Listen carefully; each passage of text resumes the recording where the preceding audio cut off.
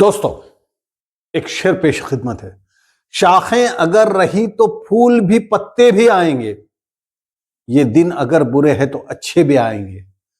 دوستو اب تک آپ نے دنیا میں وفا کی مثال بن چکے اکرم ابو بکر اور ان کی بیوی کی کہانی سوشل میڈیا پر دیکھ لی ہوگی، مگر میری نظر میں یہ ایک محض کہانی نہیں، ایک گھٹنا نہیں، بلکہ صبر، محبت، وفا، ایثار، قربانی اور امید کی وہ مثال ہے جس سے دنیا لگ بھگ خالی ہو چکی تھی۔ اس فلسطینی جوڑے نے دنیا کو وہ درس دیا ہے جسے سن کر ہر دل بے چین کر دینے والے جذبات سے لبریز ہو گیا ہے۔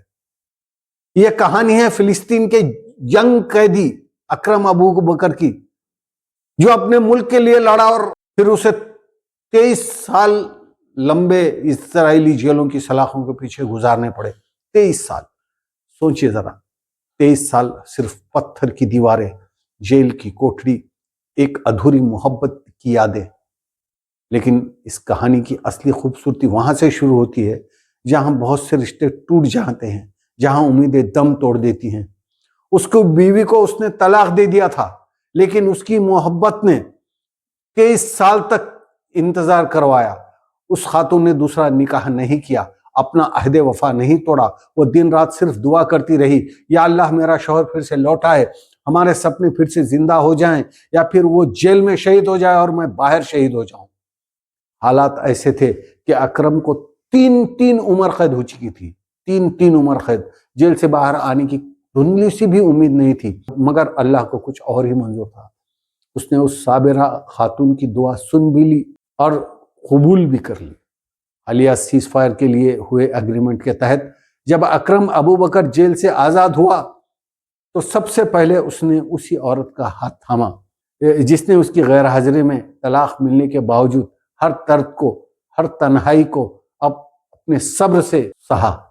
انہوں نے پھر سے نکاح کیا اور اس نکاح کی خبر پوری دنیا میں پھیل گئی، بلکہ پوری دنیا میں وفا کا ایک پیغام بن گئی۔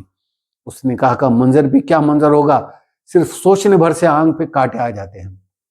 دوستو آج جب رشتے چھوٹی چھوٹی باتوں پر ٹوٹ جاتے ہیں، جب صبر کا مول گھٹ گیا ہو، دولت کا مول بڑھ گیا ہو، محبت احساس نہیں رہی بلکہ سودے میں بدل گئی، اس وقت ابو بکر اور اس کی بیوی نے دنیا کو ایک درس دیا کہ سچی محبت انتظار کرتی ہے، وفا وقت کی قیدی نہیں ہوتی اور صبر ہمیشہ کامیابی لاتا ہے۔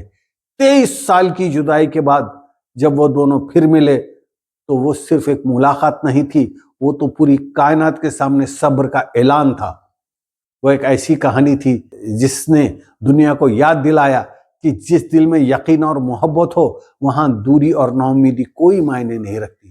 دوستو آؤ ہم بھی سب اس کہانی سے یہ سیکھ لیتے ہیں کہ رشتے صرف ساتھ رہنے کا نام نہیں بلکہ ایک دوسرے کے لیے صبر کرنے، دعا کرنے اور بھروسہ کرنے کا نام ہے۔ اللہ پاک ہر اس دل کو صبر دے جو انتظار کر رہا ہے، ہر اس محبت کو امر کر دے جو وفا پر قائم ہے۔ دوستو میرے اس تجزیے پر ضرور سوچئے گا اور اپنے اخلاق کو بلند کیجئے گا۔ خدا حافظ۔ قال رب اشرح لي صدري ويسر لي أمري واحلل عقدة من لساني يفقه قولي